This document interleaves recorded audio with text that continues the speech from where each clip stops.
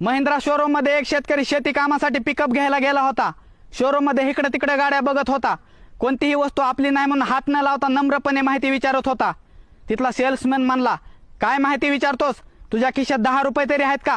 ही गाडी 10 लाखाची, तू पुढच्या 30 मिनिटात 10 लाख रुपये आण। तू म्हणशील ती गाडी माग, मी तुला देतो। तिथले कर्मचारी शेतकऱ्याकडे बघून हसत होते। शेतकरी तिथून निघून गेला आणि पुढच्या 30 मिनिटात 10 लाख रुपये घेऊन वापस आला।